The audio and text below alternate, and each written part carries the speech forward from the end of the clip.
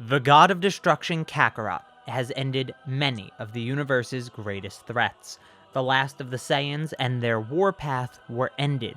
The root of evil, the galactic tyrant Frieza, was ended. The incarnation of mortal evil, Majin Buu and his warlock master Babidi and their universal destruction were ended. The father of evil, King Cold and the vengeful Paragus were ended. The devourer of worlds and the killer of gods, Moro, was ended. By replacing Beerus as the god of destruction, Kakarot has raised the mortal level of Universe 7 to heights unseen. The ability of this god of destruction was far beyond any other. That includes the gods of other universes.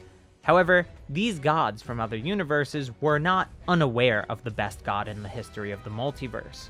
One god of destruction in particular was very unsettled by the fact that Kakarot was the god of destruction of Universe 7. This was none other than the brother of Universe 7's former god of destruction, Champa. Champa had been hunting the Super Dragon Balls, but was stuck when it came to finding the very last one. As we know, the last Super Dragon Ball was in between Universe 6 and 7, disguised as the nameless and uninhabited planet that the Universe 6 tournament took place on in the main timeline. But Champa never thought to check neutral space for Super Dragon Balls. Vados asked Champa what he wanted to do with the Dragon Balls, and the God of Destruction had been extremely tight-lipped about this since Beerus was killed and replaced. Since it doesn't seem like he'll find the last Super Dragon Ball, he decides to tell Vados. He planned on using them to erase Kakarot from existence. Revenge for his fallen brother was all that was on his mind. In principle, such an action wasn't prohibited by the Omni King or by the Grand Priest. The killing of a god of destruction by another was fine so long as the two weren't actually fighting. But it was pointless to ponder what the consequences for such an action would be without the appropriate means to perform them. Champa sighs and says that he has a backup plan, but it was sort of a last resort, and it might not even work. He tells Vados to ready her staff and to ready the Inter-Universal Cube. They're going on a trip to Universe 7. Meanwhile, in Universe 7, the day was normal for Kakarot and Whis. They went through the motions of training, recently doing so on other worlds to learn new techniques, discussing the state of the universe, and acting on anything that needed immediate attention. However, today's training was interrupted by a message on Whis' staff. It was none other than Beerus, who asked to be allowed to train Broly on the God of Destruction's world. Both Broly and Beerus had the day off from the Galactic Patrol, and they were unable to train seriously while confined to the ship. So, Whis looks to Kakarot, and the God of Destruction allows it. He feels that he could help Broly be a better Saiyan than what his predecessors were, and Whis could help Beerus to become a better angel, so overall it was a win-win. The two arrive on Kakarot's planet via ship as to avoid suspicion and begin their training. Kakarot is glad to see that all his plans have worked out. The universe was better than it had ever been. The Kaioshins were now actively participating in the flourishing of life throughout the universe, and repairing the damage caused by Moro. With people like Broly on the Galactic Patrol, crime had already seen a decrease, despite him only being there for a short time. It seemed like nothing could ruin the foundation he had established in the universe. But then again, he didn't consider anything coming from another universe. As Beerus is training Broly, seemingly out of nowhere, Broly was attacked, but the attacker went unseen by the large Saiyan. However, Beerus, Whis, and Kakarot all saw what had happened. Someone skipped through time. Champa's backup plan for dealing with Kakarot was none other than the legendary assassin of Universe 6, Hit. God of Destruction Kakarot asks Whis who that person was, and Whis tells him who Hit is, and as he's listening, he catches the assassin's fist in his hand, gripping it tightly. Kakarot turns his head to look at Hit and asks him who sent him to this universe. Hit says nothing and tries to use time skip to escape, but it doesn't work. Kakarot is just far stronger than Hit, so he's surpassing that power exponentially. Fine, don't say anything. I'll make you a deal though. If you can defeat the big guy you hit earlier, you can leave. But if you can't, I'll destroy you. Hit is sweating for the first time in his entire life. He'd never faced down a power so much greater than his own. Even Lord Champa seemed like nothing in comparison. With Broly, he at least feels like he has a chance to win and potentially escape with his life, so he turns his attention to the hulking Saiyan. Kakarot nods to Beerus, who understands that he should coach Broly through this fight. Anything can be used as training if you try hard enough. "My lord, shouldn't we try to find out who sent the assassin after you?" Kakarot smiles at Whis, almost chuckling at what the angel said. "Whis, you already know who sent him. He came from Universe 6, meaning he needed the cube that the gods and angels used to get here. I killed Champa's brother, my predecessor, so the motive is there too.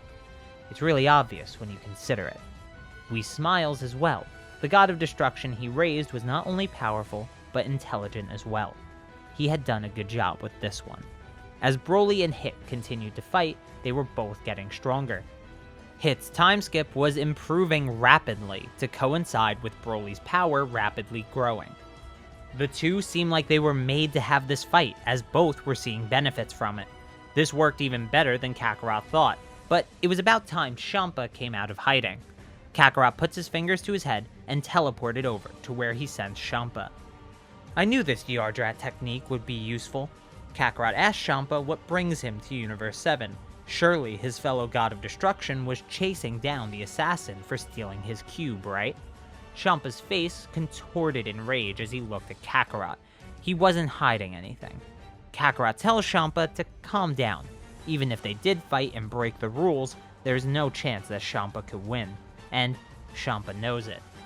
Instead of fighting, Kakarot would give Champa a gift even better than revenge, as a gesture of goodwill between universes. But first, they should get their subordinates. It would be unfortunate for Hit if he somehow managed to kill Broly. Champa thought it over and agreed. However, if Kakarot's gift wasn't up to Champa's expectations, he'd kill Broly himself. Kakarot agreed to this, willing to gamble Broly's life at Champa's discretion. Kakarot flies ahead of Champa and Vados to stop the fight between Hit and Broly, a fight that resulted in both growing immensely powerful, but wearing both out in terms of stamina. Kakarot steps in and stops Hit by quickly knocking him out. Broly rubs the back of his neck as he vaguely remembers when Kakarot did that to him as well. Champa and Vados are shortly behind, and Vados asks Champa if there's any gift that would make up for how he feels. Champa says that the life of his brother is something more precious than anything in the multiverse, even if they didn't get along perfectly. So, taking away Broly's life is all that could possibly appease him. Kakarot hands Hit over to Vados, who puts the assassin in the cube. Kakarot then looks to Whis and tells him to stay here with Broly and Beerus. He'll be going to that place. Whis nods at the god of destruction and wishes him a safe trip. Then Kakarot turned his attention towards Vados and Champa, and without a word, makes his way onto Champa's cube. He tells Champa that his gift waits for him in Universe 6, but they have to make a stop along the way. Champa joins Kakarot in the cube, and Vados begins to pilot it away. On the way off of Kakarot's world, she asks where they're going. Kakarot says that they have to stop at the nameless planet in neutral space between Universe 6 and 7. Once they arrive, Kakarot reveals that he knew of Champa entering Universe 7 in search of the Super Dragon Balls. Whis had made sure to inform him after all. So, Kakarot also decided to find one and keep it away from Champa. Luckily, Champa never thought to check neutral space between the universes, so the secret kept itself. But to get Champa's gift, he needed to use all 7. Kakarot asks Vados if she'd be kind enough to take this Super Dragon Ball with them to Universe 6, and she obliges reluctantly. Once they reach Champa's planet, they gather the orbs together, and Champa tries to exclaim a wish immediately, but Kakarot just shakes his head. Despite him trying to collect Super Dragon Balls, Champa clearly didn't know how to use them. Kakarot calls forth the Dragon of the Gods, a spectacle that caught Champa completely off guard, and in the language of the gods, Kakarot made his wish, but since he was so caught up in the moment, Champa couldn't even hear it. Kakarot smirks and says that Champa should be satisfied with his gift. He then asks Vados to return him to Universe 7. But Champa doesn't see anything, and he wasn't handed a present, so he quickly goes to stop Kakarot from leaving. However, a hand on his shoulder stops him before he can move. He turns around to see who would dare hold back a God of Destruction, only to see his brother behind him. Beerus was alive once again. "That Saiyan was my own fault. He deserves to have replaced me." This calm nature wasn't like Beerus. For the first time in his life, Champa can see that Beerus is showing respect towards a God of Destruction. "Hey, Kakarot! Don't think this makes us even. Now that I'm alive and immortal, I'm going to fight you again one day." Kakarot simply waves back as he walks away. Satisfied with how everything turned out, Kakarot returns to his life as a God of Destruction, and back to his routine. Life was good once again.